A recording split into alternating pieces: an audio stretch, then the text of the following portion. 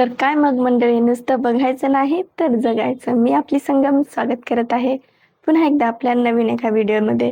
तर मित्रांनो आणि माझ्या सर्व भावांनो, आज आपण फायनली राख्यांची शॉपिंग केलेली आहे. चला तुम्हाला दाखवते. तर हे बघा, आपण एवढी सारी पूर्ण राख्याची शॉपिंग केलेली आहे आणि आता आपण राख्या पॅकेजिंग करायला सुरुवात करणार आहोत आणि आपल्या सर्व दादांना पाठवायला पण सुरुवात करणार आहोत. माझी तयारी चालू आहे राख्या पाठवण्याची. चला मग राख्या आपण पॅकेजिंग करूया. तर मित्रांनो, आपण आता एवढ्या साऱ्या लिफाफ्यावर ॲड्रेस लिहिलेला आहे, आणखीन ॲड्रेस लिहिणं चालूच आहे. तोपर्यंत पटपट मी आता सर्व याच्यामध्ये आपण राख्या वगैरे पॅकिंग करून घेऊया. आणि इथे आपण हे राख्या ठेवलेल्याच आहेत आणि या खालच्या बॅगमध्ये आपण राख्यासोबत पाठवणारं सर्व सामान आहे. आता मध्ये मी काय काय पाठवणार आहे आणि राख्या कशा आहेत हे तर मी तुम्हाला दाखवणार नाही. तुम्ही नंतर आल्यानंतरच पहा. सर्व हे पॅक करून घेते. आता आपण या सर्व लिफाफ्यामध्ये राख्या वगैरे सर्वच ठेवलेलं आहे आणि आता मी याला चिटकवत आहे. फायनल पॅकेजिंग आपली चालू आहे. चला मग पटकन पॅक करूया आणि जाऊया पोस्ट ऑफिसमध्ये. आणि इथे मला बिलकुल माहीत नव्हते की माझे मिस्टर इथं शूट करत आहेत. मला माहीतच नव्हतं. मी माझं मन लावून एकदम भारी छान सर्व चिटकवत आहे. आणि आपल्या राख्याचं लिफाफे खाली कशाला ठेवायचे म्हणून मी असं आपलं टॉवेल वगैरे ठेवलेलं आहे आणि त्याच्यावरती आपले लिफाफे ठेवलेले आहेत आणि चिटकवत आहे मस्त मन लावून. मला माहीतच नाही यांनी कधी शूट केलंय.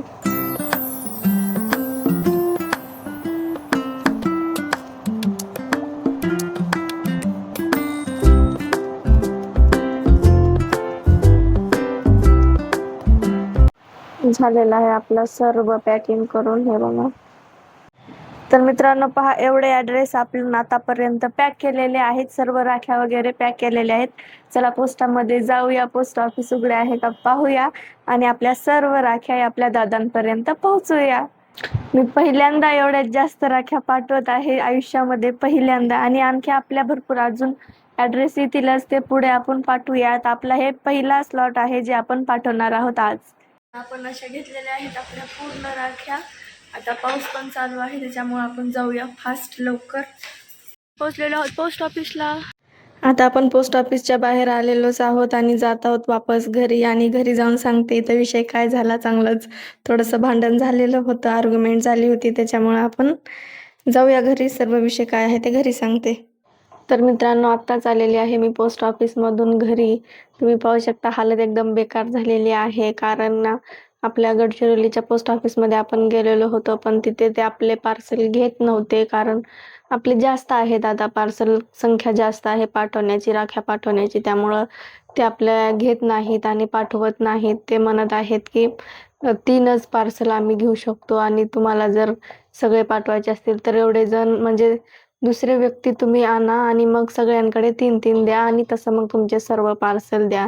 मग असं त्यांचं बोलणं होतं आणि असंच विषय चालू झाला. मग त्याच्यानंतर थोडी आर्ग्युमेंट झाली माझ्या मिस्टरांमध्ये आणि त्या तिथल्या सरसोबत. कारण असं कुठं GRमध्ये लिहिलेलंच नाही की तुम्ही फक्त 3च पार्सल तुमचे पाठवू शकता, असं काहीच नाही. आता गव्हर्नमेंटचं आहे, तुम्ही कितीही पाठवू शकता तुमचे ॲड्रेस वगैरे, म्हणजे तुम्ही कितीही तुमचे पार्सल पाठवू शकता असं.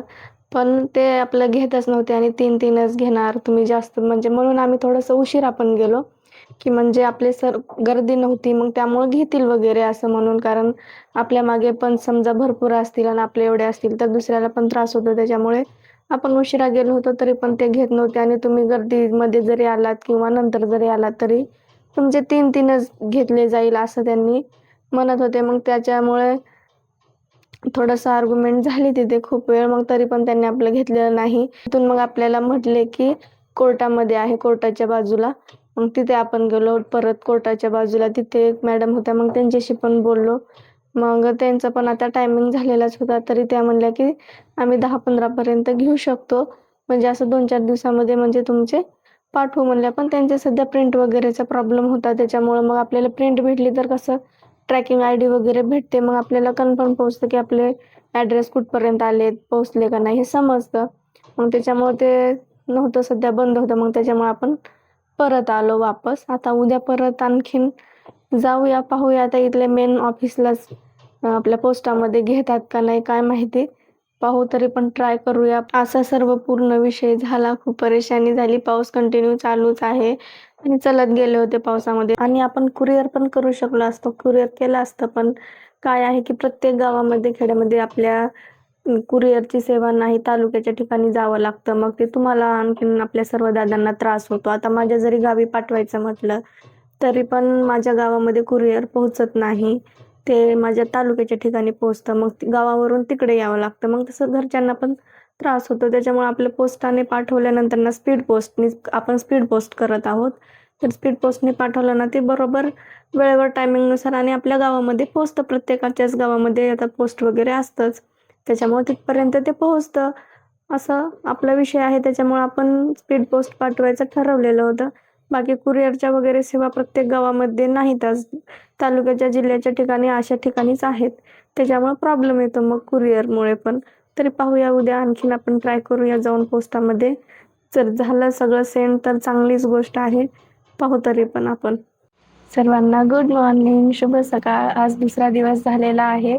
आता मी रेडी झालेली आहे, पण तयार झालेली आहे. आपण आता जात आहोत परत पोस्ट ऑफिसमध्ये. 9 वाजलेले आहेत सकाळचे. आणि आता सर्व आपल्या राख्या वगैरे आपण घेऊन जाऊया पोस्ट ऑफिसमध्ये. पाहूया आज तरी आपलं सर्व पार्सल ते घेतात का नाही माहीत नाही. चला जाऊया. जात आहोत आपण मित्रांनो, चालत चालत जात आहे मी. तुमचे भाऊजी गेलेले आहेत ड्युटीला, त्यामुळे मला आता चालत जावं लागत आहे पोस्ट ऑफिसला. खूप लांब आहे, तरी पण मी जात आहे चालत. जाऊया, आता जाऊन पाहूया तिथे. तर मित्रांनो, आलेले आहे मी आता पोस्ट ऑफिसमध्ये. आपण देत आहोत आपला पार्सल सर्व याच्यामध्ये ठेवलेलं आहे. आपण बसलेली आहे मी आता इथे. थोडेसे आपण पाठवलेले आहेत आपले पार्सल. आणखीन भरपूर राहिलेले आहेत, पण गर्दी खूप वाढलेली आहे. त्याच्यामुळं त्या मॅडमला म्हटलं की दुसऱ्यांचे पण थोडेसे पार्सल घ्या, त्याच्यानंतर मग आपले पण पाठवूया. म्हटलं खूप वेळचं थांबलेले आहेत सर्वजण. आणि हे पहा एवढी सारी गर्दी आहे, त्यामुळे आता त्यांचं थोडंसं झाल्यानंतर आपले पाठवूया पूर्ण सर्वच. तर मित्रांनो, झालेलं आहे फायनली आपलं काम. आता आपण इथून निघत आहोत. सर्व राख्या पाठवलेल्या आहेत. पाहूया आता 2-4 दिवसामध्ये पोहोचतात म्हणले ते.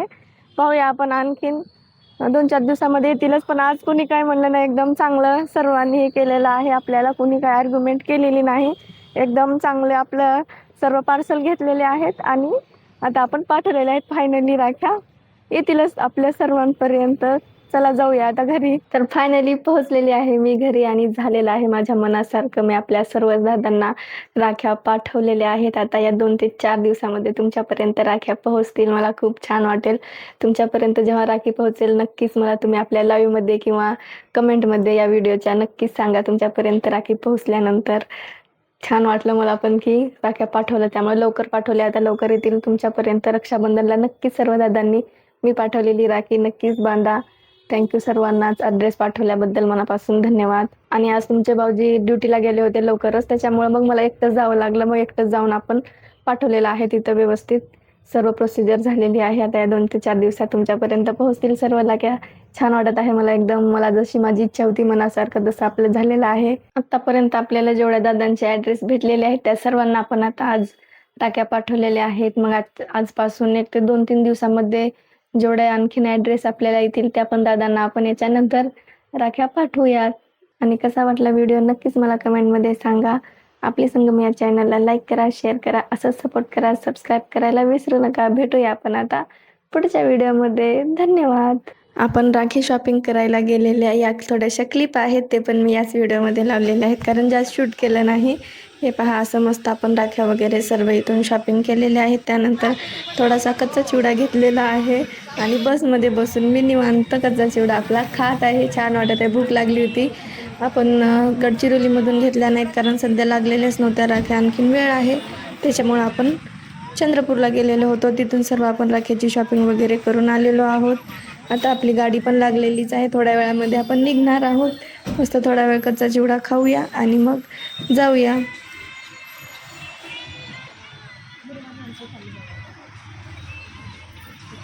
आणि हे बघा, ही पूर्ण बस रिकामीच आहे.